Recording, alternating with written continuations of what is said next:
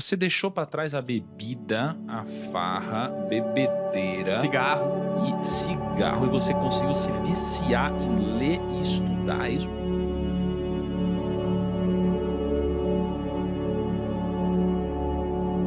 Até 2013, 2014, mais ou menos no meio da graduação de psicologia que eu fiz lá no interiorzinho, bem no interior do Rio Grande do Sul, eu fumava uma carteira de cigarro por dia e bebia bastante. E parte da graduação eu fumei cannabis também. E, cara, praticamente a minha vida era isso. Era fazer uso do álcool com função realmente de embriaguez, seja em festa, final de semana com os amigos, etc. Eu era muito sedentário, leve sobrepeso, até que um dia eu já ficava.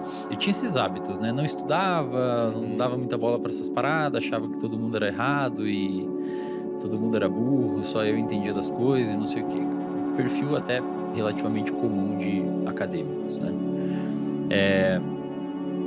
Até que uma vez, cara, eu fui descer do ônibus pra ir pra casa e eu tinha que andar umas 2 quadras. E eu cheguei em casa muito ofegante, eu não tinha subido. Aí eu pensei, caramba, cara, eu não consegui andar 2 quadras sem ficar ofegante. E isso acabou me gerando um alerta. Pô, mas, sei lá, mas eu tenho que correr de um ladrão, se eu tenho que... E ali eu comecei a ficar um pouco incomodado. E normalmente, Thiago, a mudança de hábito, as pessoas muitas vezes perguntam, pô, qual que foi a virada de chave, o que você fez ali que virou sua chave? Eu sempre falo que mudança de hábito, ela é uma coisa gradual. Você começa a mudar um hábito quando você começa a se incomodar com aquele comportamento, mesmo você continuando executando aquele comportamento outras vezes, até que em algum momento você tem, de fato, uma configuração contextual que faça você alterar o seu comportamento. Mas não é uma virada de chave. Muita gente acha que é uma virada de chave, por isso começa a academia e uma dieta na segunda-feira e quinta-feira já não consegue mais manter. Porque não é uma virada de chave e não dá pra tratar como uma virada de chave. A virada de chave era muito lenta e começou aí. Lá atrás, quando eu começava a ficar incomodado com isso, mas continuava. Continuava bebendo, continuava fumando, continuava não sei o quê. Não estudar nada, não pensava em futuro e nada disso. Aí eu comecei a acompanhar muitas pessoas que praticavam corrida. E eu comecei a me arriscar na corrida. Então, comecei a correr bem gradualmente, dava uma corridinha, caminhava, corridinha barra caminhar. Tipo, corria assim, 1 quadra, caminhava 2, corria 1, caminhava 2. Sempre no mesmo percurso. Até que chegou um momento eu comecei a correr o percurso inteiro, porque eu fui ganhando uma resistência cardiovascular, cardiorrespiratória. E quando eu comecei a ganhar essa resistência cardiorrespiratória, ou seja, comecei a formar ali o hábito da corrida, eu continuava fumando cigarro nos finais de semana e dia de semana, mas já havia diminuído um pouco. Até que em algum momento eu queria começar a pensar em construir uma estrutura de corrida para competir a nível amador mesmo, para tentar finalizar uma provinha de rua qualquer. E o cigarro estava me atrapalhando. Então, eu sempre falo pra galera que quando você quer formar um hábito bom, quando você quer destruir um hábito ruim, é interessante você criar um bom que tenha uma competição com esse outro. Então, por exemplo, o cigarro começou a atrapalhar a minha evolução na corrida, então eu comecei a ficar puto de fumar. Falei, pô, não acredito. Porque antes fumar cigarro pra mim tinha uma função social, os meus amigos fumavam, então na hora do café a gente fumava, na hora do intervalo da aula a gente fumava, trocava uma ideia. Era uma função social para interagir com aquele ambiente, com aquele contexto. Então o cigarro tinha uma função legal na minha vida. E eu sempre falo, a gente pode falar depois se vocês quiserem sobre isso, mas tem uma máxima na psicologia comportamental que é todo comportamento tem uma função. Você não se comporta sem função. Você tem uma função. Tudo tem uma função. E o cigarro tinha essa função. E depois de um tempo que eu comecei a correr, o cigarro começou a ter uma função pejorativa dentro do meu repertório comportamental, que era atrapalhar minha corrida. Então, mesmo eu perpetuando aquele comportamento de fumar por conta de circuitos cerebrais que haviam sido formados pelo próprio poder aditivo da nicotina, eu começava a ficar irritado de fumar. É mais ou menos quem desliza na dieta feio no final de semana e fica triste depois. Você desliza na dieta por conta do seu comportamento ser condicionado para aquilo muitas vezes, ou pela disponibilidade do alimento, ou pela sua história de interação com o alimento, etc. Mas você fica triste muitas vezes depois. E a corrida começou a deixar o hábito do cigarro cada vez mais desinteressante para mim. Até que um momento eu comecei a fumar só final de semana, até que outro momento eu comecei a fumar só quando eu via um ou dois amigos, até que um momento eu percebi, cara, eu sempre tô fumando quando eu saio com aquela galera. É sempre quando eu saio com aquela galera que dá vontade de fumar. Então eu parei de sair com aquela galera. E hoje a gente sabe que o vício, de uma maneira geral, é extraordinariamente contextual. Muito. Tanto é que a internação, que seria o passo mais extremo de um tratamento com um adicto, é nada mais, nada menos do que remover o sujeito do contexto e evitar contato com ambientes onde ele usava droga. Então, hoje a gente tem isso muito claro nos estudos de neurociência, que vício, de uma maneira geral, é muito contextual. Se você quer parar de beber, não vá ao bar, não saia com as pessoas que você sempre bebeu. Se você quer parar de fumar, o cigarro é o pior, e eu sempre digo que o cigarro é o pior vício de tratar, porque diferente de álcool e outras drogas, o cigarro ele infecta a vida. Você fuma no carro, fuma no intervalo do trabalho, fuma antes de dormir, fuma ao acordar, fuma no café. Bebida é diferente, você bebe em lugares específicos, então é mais fácil isolar aquelas variáveis. Cigarro ele infecta a sua vida, é muito difícil.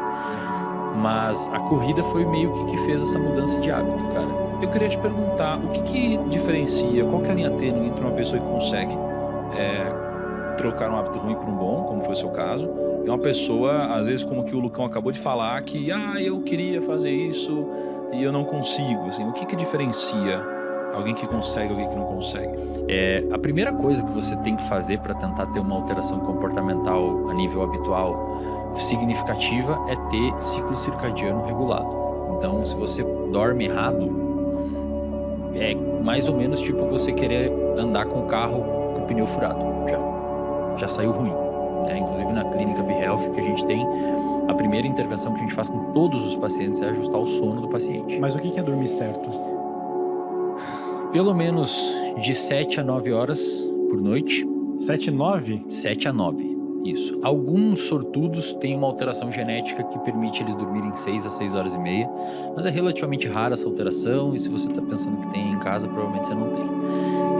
Não, mas eu acordo bem. Na verdade, tem estudos mostrando que se você priva pessoas de sono, por exemplo, bota no laboratório, esse estudo foi feito pelo Matt Walker, neurocientista hoje que é o mais pica assim, na área do sono. Levou a galera pro laboratório, lá nos Estados Unidos faz muito isso, já tem grana pra fazer, né? No Brasil não tem pesquisa pra isso.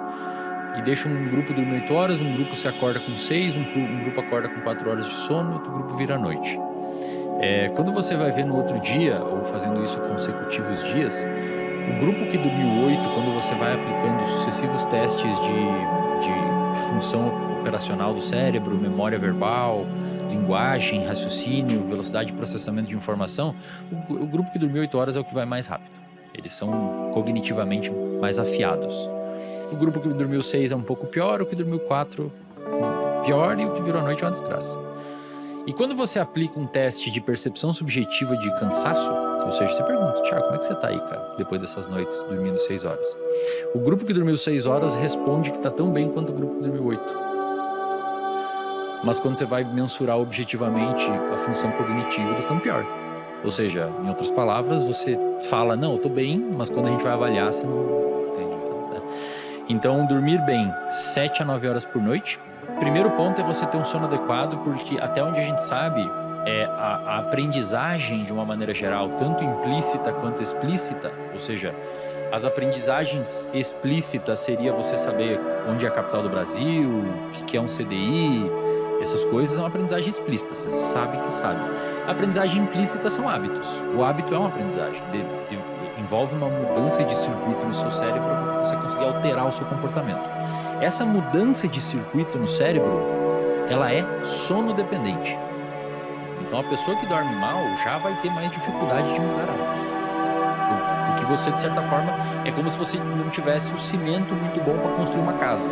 Vai ser mais difícil você construir uma casa se o seu cimento for ruim. Então o sono é um pilar fundamental. O segundo ponto e talvez mais importante, que difere as duas pessoas, quem consegue e quem não consegue mudar um hábito, é o ambiente onde essa pessoa vive, cara. Não tem como. É inegociável. Se você vive em meio a pessoas que bebem, fumam, não sei o que e tal, vai ser muito... Você pode até conseguir, não não é 8 ou 80, você pode até conseguir. Mas vai ser muito menos provável você conseguir ter uma alteração significativa de hábito se você vive em meio a um contexto de pessoas que têm aqueles hábitos ruins, do que se você viver em meio a um contexto de pessoas que nutrem outros tipos de hábitos. Então, se você quer alterar um hábito, você deveria se preocupar em andar e conviver com pessoas que tenham os hábitos que você busca. E também, né, vale ressaltar, alterar hábito é uma coisa que a gente fala como se valesse para todos os hábitos. Mas tem hábitos e hábitos. Por exemplo, tem até um estudo de uma pesquisadora que tentou quantificar quanto tempo a gente demora para formar um hábito. Tem a história dos 21 dias, não sei se vocês já ouviram, né? Que não tem essa... São 66, não é? Média de 66 dias para formar um hábito, só que é uma média que varia de 14 dias a quase 300. E assim, Thiago, os hábitos são distintos nesse estudo de 66 dias, cara. Por exemplo, ela tinha o hábito da pessoa beber mais água, tinha o hábito de comer uma fruta e de fazer exercício. O que ela viu? O hábito de beber mais água foi o mais rápido a se formar, em média, nas pessoas. Porque é mais fácil. Você deixa a garrafa aqui no seu lado. É diferente de você ter que ir à academia, que envolve interação social, envolve deslocamento, envolve abrir mão de um tempo da sua vida para fazer aquilo. Mas às vezes a pessoa demora para formar o hábito porque tem essas barreiras para vencer. Então, hábitos mais simples são mais simples, hábitos mais fáceis são mais fáceis de formar, e hábitos que envolvem um complexo muito grande acabam demorando mais. Agora, cara... Mas o principal é o ambiente, tá? É o ambiente, o contexto. O principal é o contexto. Mas aí não é uma atitude... Eu entendi que, lógico, fica mais fácil. Mas não é uma atitude meio radical. Por exemplo, eu gosto do Kaique. O cara é meu irmãozão aqui, mas ele tem hábitos terríveis. Não vai durar muito tempo. Mas eu quero continuar falando com ele, entendeu? Eu quero mas você não precisa parar de falar com ele. Então, mas você largou seus brothers aí, por exemplo. Não, eu não larguei meus brothers. Eu só falava assim, cara, eu não vou final de semana aí, pelo menos não nesse, eu vou a cada 3. Dá uma reduzida significativa. Dá uma reduzida. E, cara, é meio que o... Cara, o mundo... não é que não eu já dá. abandonei. É tipo quando já, você vai investir, por exemplo, você vai investir dinheiro, você não deixa de gastar É que o Lucão tem uns brothers de 20 anos. Eu já abandonei a galera e hoje não faz falta nenhuma. Exatamente. É que o que o Wesley tá falando, não é que assim, ó, se você não mudar de ambiente, você não consegue mudar o hábito. Ele tá falando assim, se você não mudar de ambiente, vai ser mais difícil disso acontecer. Então, o seu esforço vai ter que ser muito maior. Exato. Né, de fato. Realmente. Imagina, tá todo mundo te oferecendo uma comida e você tem que dizer não. Cara, caraca. aí te pega num dia que você dormiu mal, tá estressado e fala, só hoje. Só amigo maconheiro. Você tem que escolher. Se você tem, vamos pegar 100% aqui do seu ambiente, família, trabalho e amigos. Família, você não vai conseguir excluir a sua família, então você tem que excluir os outros dois pra você conseguir. É um jogo, cara. É um jogo de alterações. Agora,